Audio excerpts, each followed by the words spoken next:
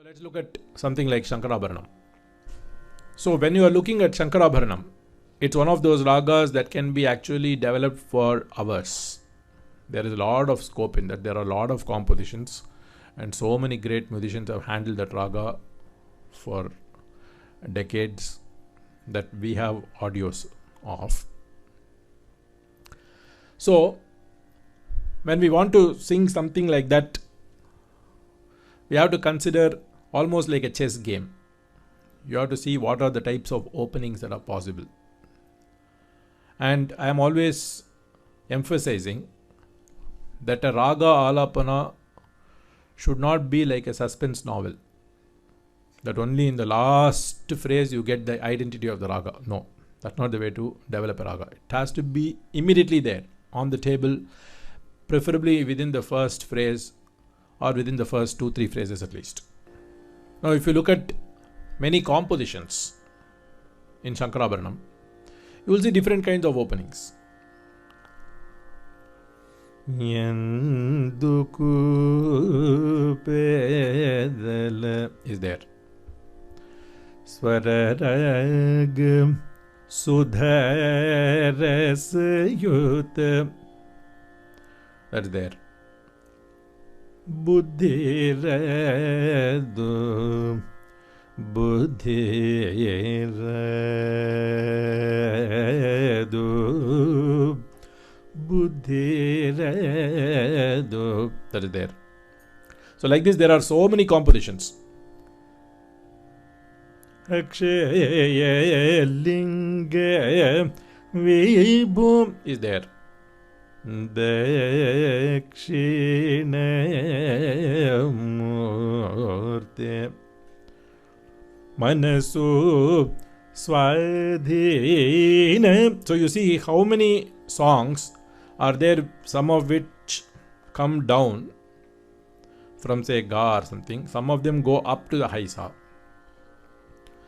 Yantenuchu Vintune. There are songs like this.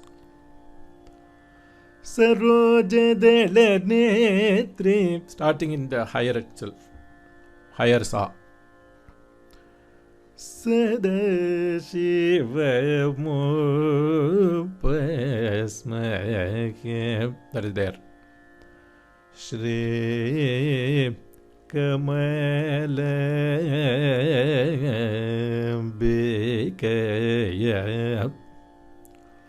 Satyam Param Dhimaki Satyam Param Dhimaki Aruladantiramal Solvedendral. One more like this. So you see how many, I'm just showing a small subset of the various compositions that are there. But even in this small subset, you get a clear indication of how many ways composers have opened the raga, how they are able to communicate the raga within the first 2-3 phrases. And then you have to also see how different musicians start that in various alapanas. Some artists so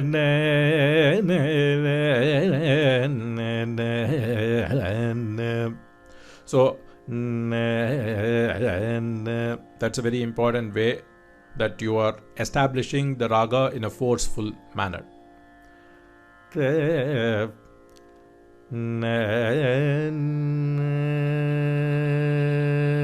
Sometimes that Antaragandharam can be a very beautiful note. So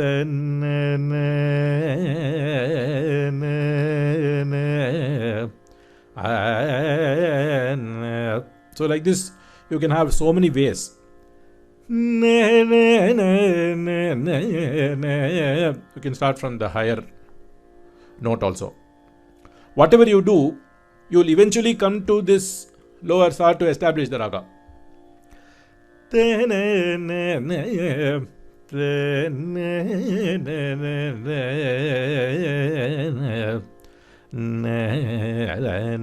least the third or fourth phrase you'll come off and establish in this place, because your intent is to generally take the raga from the lower octaves, slower speeds, to higher octaves and faster speeds. You build up the raga like that. Then of course there are varanams, there are tillanas, a lot of different types of padams are there. So many different types of compositions are there in a raga like Shankarabharanam.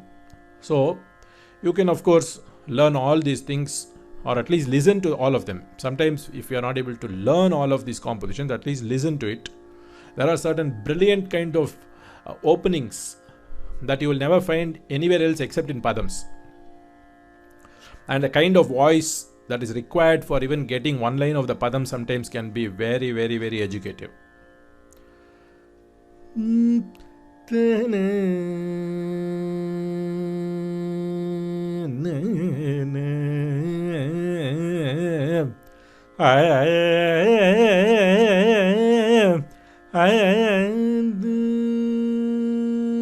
Just that kind of opening that I just sang now is from a padam. So like this, there are so many ways in which you can get the feel of the raga. Now when we sing it, what are the ways in which we are going to just develop the raga in a basic manner?